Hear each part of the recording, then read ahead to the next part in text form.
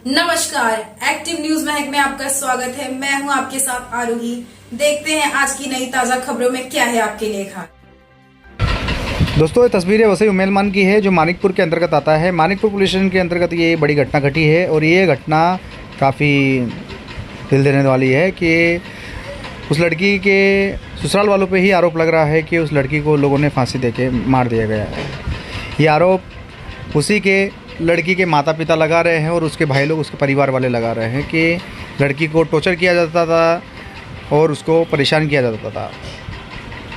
इसके लिए कुछ ना कुछ इन लोगों ने मिलजुल के ये प्लानिंग करके ही इस लड़की का इन लोगों ने फांसी दी है। इसको कुछ ना कुछ इन लोगों ने ही किया है।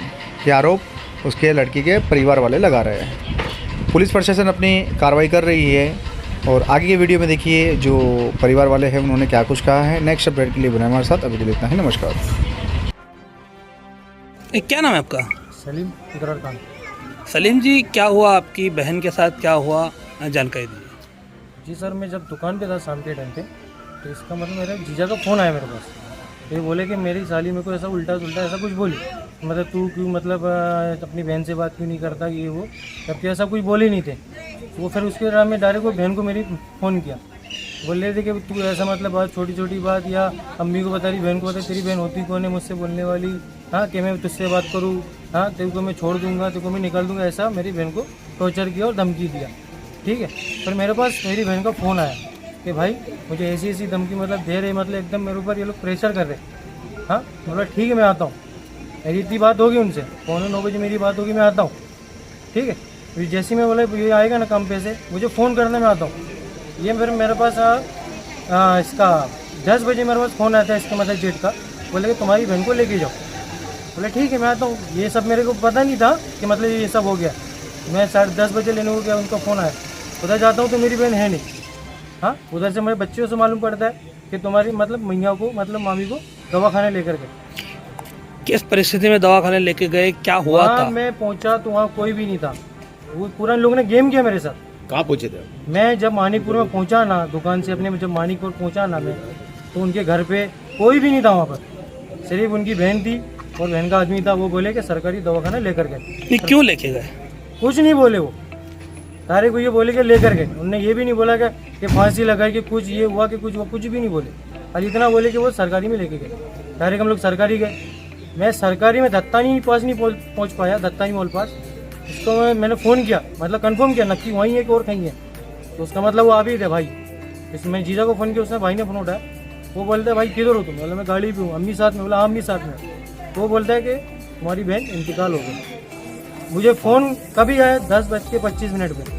ठीक है, तो दवाखाने में पहुँचता हूँ तो डॉक्टर मुझे स्टेटमेंट क्या देता है 10:41 पर ख़त्म हो गया। अब ये 16 मिनट का फ़र्क कहाँ से आ रहा है, ये भी मुझे जानना है। अच्छा, आपने भी जो मैं कहा, जब निकला ना घर से, जब मैं निकला मुझे 10:25 पे ही बोल दिया कि इंतकाल हो गया। जब मैं दवाखाने पहुंचा 10:46 पे, तो ये 16 मिनट का हिसाब दीजिए मुझे बस। नहीं, आपने भी जैसा कहा कि आपको ऐसा कहा गया, हाँ कि आपको ऐसा कहा गया कि उन्होंने कुछ अपने साथ ऐसा कर लिया। हाँ, तो जिस समय वो फंदे पे लटके हुए थे उनको उतारने के लिए पुलिस आई थी, या ऐसी कुछ पूरी प्रक्रिया हुई थी? देखिए अगर मेरी बहन ने सुसाइड किया होगा तो उन लोगों का अथॉरिटी नहीं था निकालने का। ये लोग खुद बोल सकते तुम्हारी बहन ने ये किया, आके देखो तुम्हारा मैटर, समझे क्या? इन लोगों ने खुद उसको प्रेशर दिया, खुद किया, समझे, और खुद इन लोगों ने गेम खेला। वो मेडिकल में पढ़ता है ना वो लड़का, वो मेडिकल में काम करता है, उसने सब गेम खेला, समझे क्या? लड़की हमारी 9:30 बजे मर गई थी और ये 10 बजे फ़ोन करके बोलता है तुम्हारी बहन को लेके जाओ। ये गेम है कि नहीं है बताओ मुझे? 10-11 फुट का मतलब स्लैब है, बच्ची हमारी 5 फुट की है। हाँ, 2 फुट के टेबल पे खड़ा होकर वो बांधेगी क्या? हाँ, ये भाई हमारे, ये भाई खड़ा है, इसका हाथ पहुंच नहीं रहा था ऊपर, बच्ची का हाथ पहुंच रहा है। गांठ देखो कि तुम जर्जेट का दुपट्टा जो गांठ है, हाँ तो एकदम टाइट भी नहीं है। 10 किलो का नॉर्मल चीज भी खींचोगे ना तो एकदम टाइट हो जाता वो। हाथ से गांठ खुल रही थी। तुम वीडियो में भी देखना, उसका वीडियो भी बनाया हम लोगों ने। तो आपको पूरा संदेह, पूरा डाउट है मुझे कि मेरी बच्ची को टॉर्चर किया है इन लोगों का ही हाथ है। पुलिस का क्या रवैया है? पुलिस का तो अभी तक हमको कोऑपरेट किया है, आगे भी हमको कोऑपरेट करे। हमें कैसे तो हमेशा पढ़ता आपका नाम क्या है? मैं निगार हूँ, मैं उसकी खाला हूँ, मैं बच्ची की। जी, क्या कहना चाहते हैं? मैं ये कहना चाहती हूँ कि बच्ची को क्यों प्रताड़ित किया जाता था। हर रोज उनको मारा जाता था, पीटा जाता था और दहेज के लिए उसको परेशान किया जाता था कि उनको गाड़ी नहीं दिया, ये नहीं दिया, वो नहीं दिया, पैसा लेकर आओ, पैसा मंगाओ। कहाँ से देगी पैसा वो जब उसका बाप नहीं है? हाँ, यतीम बच्चे हैं, माँ ने कैसे कैसे शादी की है, छोटे छोटे भाई है उसके ये। हाँ, तो आप बताओ, ये प्रताड़ित नहीं हुआ तो क्या हुआ? और उसको मार पीट के तुमने लगा दिए रास्ते पर और तुम उसको हॉस्पिटल लेके पहुंच गए और आप सब मिली भगत कर रहे हो। हाँ, सुबह से पुलिस भी यहाँ पे हमारा साथ नहीं दे रही, सपोर्ट नहीं कर रही थी, अब हुआ है सपोर्ट हमको। हाँ, हम कहाँ तक दौड़ेंगे बताओ? तो हम तो उसको सजा चाहिए, हमको पूरे घर वालों को, जितने भी लोग हैं सब शामिल, उसमें सबको सजा होनी चाहिए। हमारी ये मांग है, हमारी बच्ची के साथ इंसाफ होना चाहिए। कोई मुर्गी का बच्चा नहीं था, एक जान थी, जिंदगी थी वो। मुर्गी के बच्चे को भी पालते ना हम पालते हैं, उससे भी मोहब्बत हो जाती है हमको। एक जानवर भी हम पालते हैं तो चेहरे पे इतनी शिकन भी नहीं थी कि हाँ, आयुष नहीं है उनको, मतलब इतना बड़ा हादसा हो गया, कांड करके उनके बैठे चेहरे में हम आयुष नहीं है। लोग। ओके सर, आपका क्या नाम है? मेरा नाम मोहम्मद जुनैद असगर पठान और मैं लड़की का मामू हूँ। हमको 11:30 बजे खबर लगती है कि हमारी भाई फांसी ली, और 11:30 बजे से खबर लगती है हम लोग वहाँ से निकले। यहाँ आने का फांसी नहीं ली, उसको मार दिया गया और फिर लटकाया गया। जो बच्ची 5.5 फुट 5 फुट की हाइट और 10.5 फुट का स्लैब, अच्छा खासा आपने ऐसा समझा 6 फुट का भी आदमी ऊपर हाथ नहीं टच कर पा रहा है उस स्लैब को, और वो बच्ची ने कपड़ा डाल के फांसी भी ले ली।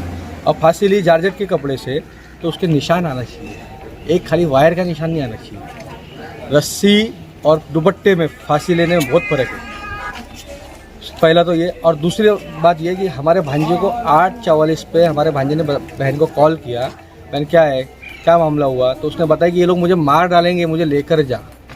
जो लड़की अपनी जान की भीख मांग रही है अपने भाई के पास कि मुझे लेकर जा, ये लोग मार डालेंगे। और वो लड़के 9:53 पे इसका हस्बैंड का उसका फ़ोन आता है भांजे के पास कि उसने फांसी ले ली, उसने फांसी ले ली। और 9:53 पे वो मर चुकी थी, मुझे ऐसा लगता है। अब मर चुकी थी, इन लोगों ने मारा है। उसकी नंद है उसमें, उसका नंदोई है, उसका देवर है और वो खुद है।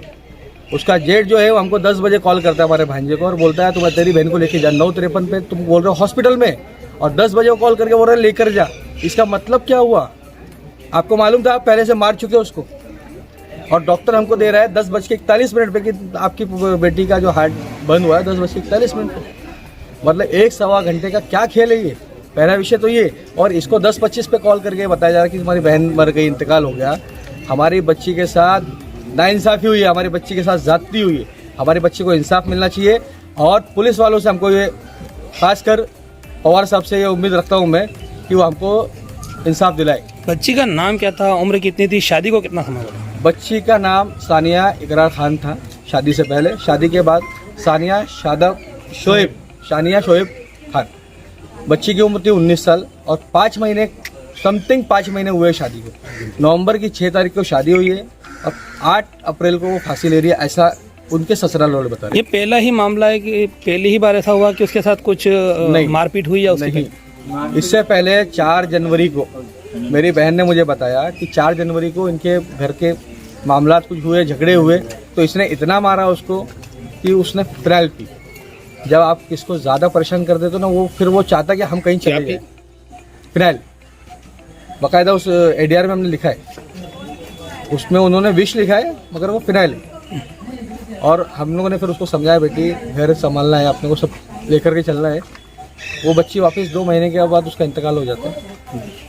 4 जनवरी और 8 अप्रैल में ज़्यादा डिफरेंस नहीं, मेरे हिसाब से 2 महीने 8 दिन या 4 दिन का। आपका जो स्टेटमेंट है उस हिसाब से अगर मान लो इस बार भी हाँ। बच्ची ने खुद अपने से ही अगर कुछ ऐसा किया है, तब भी उसको प्रवृत्त करने के लिए कहीं ना कहीं जिम्मेदार किसी को मानते हैं आप? मैं अगर उसने किया है, मैं 2 शब्द बोलूँगा इसमें, किया है तो मैं पहला तो ये कि उसने फांसी ली, इसकी वजह क्या हो? उसको 4 महीने में इतना, 5 महीने में इतना टॉर्चर कर दिया कि वो फांसी लेने पे आ गई। पहली बात तो ये। और दूसरी बात, मैं उसको फांसी नहीं मानता। उसको बाकायदा प्री प्लानिंग मारा गया है, बाकायदा घर वालों को गुमराह किया गया। घर वालों को पहले घर का एड्रेस दिया गया, बाद में हॉस्पिटल का एड्रेस दिया गया, और हॉस्पिटल पहुंचने से पहले बता दिया गया तुम्हारी बहन मर गई है। और 9:41 की डॉक्टर की, ये 10:41 की डॉक्टर की कंफर्मेशन है। और मैं कहीं ना कहीं इसमें पुलिस को दोषी भी मानूंगा। इसमें मैं कहूँगा इस बात को, क्योंकि जब हम लोग पुलिस स्टेशन आए, वो आरोपियों को इस तरह से ट्रीट करा जाता कि घर के दामाद को क्या ट्रीट करोगे आप। वो मोबाइल चला रहे हैं, रील चला रहे हैं, और वहाँ हमारे पीआई साहब वहाँ पे कंप्लेंट लिख रहे हैं। मतलब आप किसी आरोपी को, चोर को भी आप पकड़ के लाते हो ना, तो उसको आप उसका मोबाइल वगैरह जब्त करते हो कि कुछ इन्फॉर्मेशन कहीं जाए ना। ये आप उसके पास से ना मोबाइल लेते हो, ना उसके भाई के पास से मोबाइल लेते हो। उसका भाई हमको घूर रहा है जैसे हमने गलती की, हमारी बच्ची देखे उसको। कल रात की यह घटना है और अभी इस समय लगभग 3 बज रहे हैं, तो पोस्टमार्टम का क्या प्रोसीजर? पोस्टमार्टम का हमने मना किया पहले पोस्टमार्टम करने के लिए।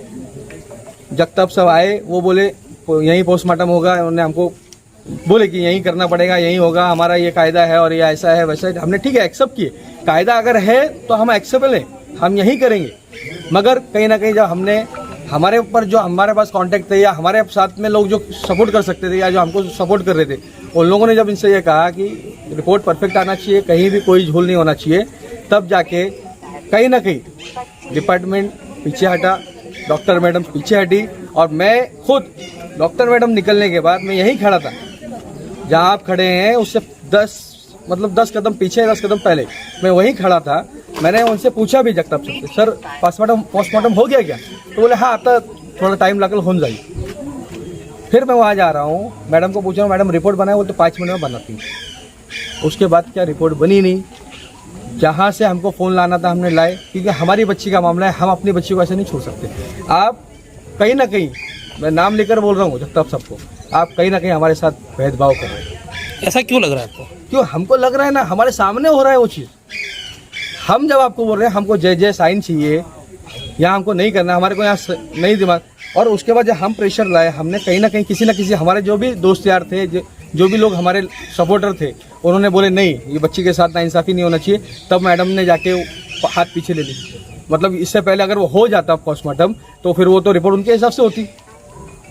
यहाँ तो हमको बिल्कुल यकीन नहीं रहा कि यहाँ पोस्टमार्टम करना भी सही है। आपकी मांग क्या है? हमारी मांग है, हमारी लड़की को इंसाफ मिलना चाहिए। जिसने भी हमारी लड़की को मारा है, जितने लोगों ने मारा है, उस सबको फांसी की सजा होना चाहिए, बस।